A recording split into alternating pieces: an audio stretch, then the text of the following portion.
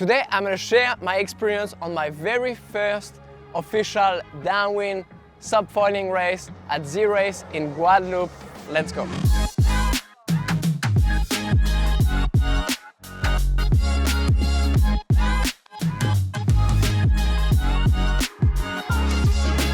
Thanks for joining us. Today I'm going to share with you my experience. I went to Guadeloupe last week and I did my very first Downwind SUP Foiling race. It didn't go quite as planned, so from the result, people asked me like what happened. I finished 10th out of 12 people. One person dropped and one person was behind me. And so maybe people were a bit surprised of my result, and I'm going to explain what happened. So if you don't know the race, it's a downwind race in Guadeloupe that involves different categories, but I did the Downwind SUP Foiling race. We were 12 racers, and just to give you some stats, the race was just over 24 miles, at least for me, and I did it in 2 hours and 5 minutes. The person that won did it in 1 hour and 30 minutes, something like that. First thing I would say, the level was incredible. All of the riders that were in front of me were just better than me, so there was no question. It wasn't like bad luck or anything. 100% I got the place that represent my level in those kind of conditions. So showing up there, I realized that it was a bit different condition than what I'm used to. In Florida, we have a swell that doesn't move as fast and often has quite some wind into it when we do it. So it provides some sort of like wind swell that goes with you and help you and give you a small push when you get started. There, I felt like the swell, it was mostly ground swell that moves pretty fast, that is pretty round, that doesn't have much push to it. So it makes the start basically a bit more technical, and that is what went wrong for me. I was a bit surprised because, you know, here in Florida, I've never had any problem. I always go out, paddle out, get to my feet and get going pretty much right away. Within 10-15 seconds, I'm up and going. And there at the start line, I got stuck for 4 or 5 minutes before I was finally able to get up. But at that time, everybody was long gone and I couldn't see anybody. And from that point, I did the race on my own, never caught up with anybody. The level was really good in front of me, so nobody was really making big mistakes, and that was over for me.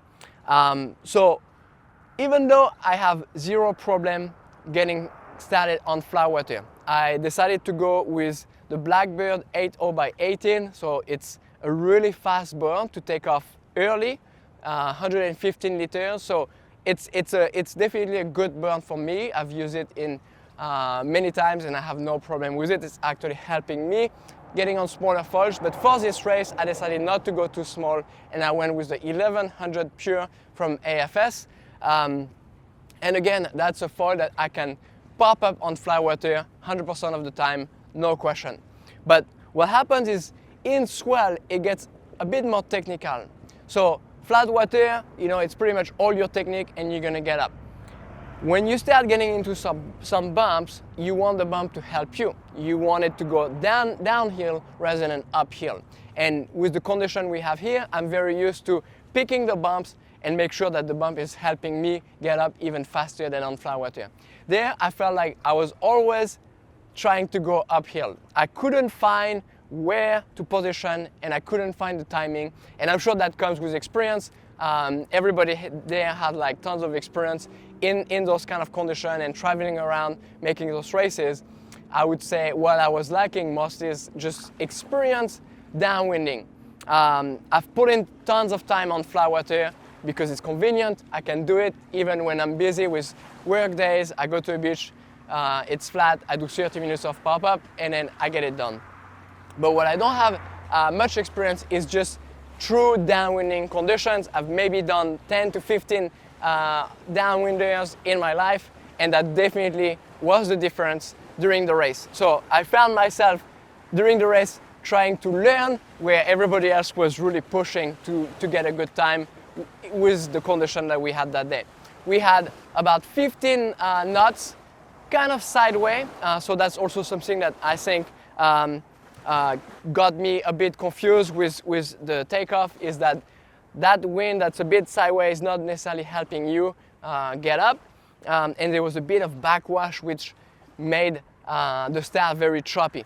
So adding on the stress of like, okay, it's go time, let's go, it's a race, that was something that made it that 4 or 5 minutes I was stuck on the starting line. So takeaway for everybody out there, putting in the time in the ocean is so valuable. I also believe that putting in the time on fly water, working on your technique is a very valuable tool, but that's not gonna help you if you don't understand the bumps and how it works and how to make it work. Because if you can do a fly water pop-up, it doesn't mean you will be able to do it out there, because if you are always uphill, it's gonna be harder than on fly water. You have to mix being able to read and your timing with the technique that you gain from fly water all together. It also made me realize that out there, those were pretty hard conditions for somebody that would be learning how to downwind SUP foil, because the swell is moving fast, so you are not able to really ride a very big foil, because otherwise you won't be able to keep up with the swell. So now you are in a tricky position where you have to ride maybe a bit of a smaller foil, but you are trying to learn, so technically you would really need a bigger foil to help you get up. So just to everybody to know out there, if you have conditions like that where you feel like the swell is moving fast and you can't keep up, you would have to go to a smaller foil, but no, it's just difficult and it's going to take a bit more time. We have it pretty easy here in Florida, where it's, I believe, a bit more friendly condition. I think Hood River is a bit like that too, where you have a swell that doesn't move really fast and that's maybe a bit steeper. So those, if you are looking to get into downwind SUP foiling, if you can pick your condition, I would always say try to find somewhere where the swell doesn't move super fast and you have a bit of a push to help you get up. And then the other thing is being able to read the swell. That really, again, comes with experience. You can ride a wave. A wave is much easier to read, but the swell is always moving and you always have to position yourself to be able to use it to your advantage and use that glide and that speed to be faster rather than always pumping out the back of a wave. The top guys were just doing an incredible job. I think Melvin, the first, didn't fall once, and that's how he got the first place. Everybody else was really close together, and I think it kind of like shifted toward the last 2 kilometers where the ranking kind of like changed a bit. That's when the last 2 kilometers got a bit more flat, less wind, a bit protected, with a lot more pumping. So in terms of foil choices, the guys at the top had like smaller foils. Armstrong 685 or something like that. I went with the 1100. My friend Richard, that finished first, was also with the 1100. It's a fast foil, so it can keep up with the small foils that have a bit thicker profile, but it's just a strategy. You can go with a smaller foil that has a better low end, or with a bigger foil that's thinner, more like a race type foil that's going to go fast. Either way, as soon as you go small or fast, it's going to start to be a bit more technical on the takeoff. But in some condition, it's needed when the swell is moving fast, or you are just racing and you want to try to go as fast as possible. I didn't feel like my physical condition was a limitation. I think it was all lack of experience, lack of understanding the conditions. But for sure, the physical component was a huge reason for the top guys winning. You have to be pumping pretty much the entire time. Not that you need to if you were just doing a downwinder, but if you are racing, you are going to want to push, you are want to go faster than what the swell is giving you. So you are about pumping, a lot, even though you are maintaining that speed. You are strategically positioning yourself so you have speed from the swell.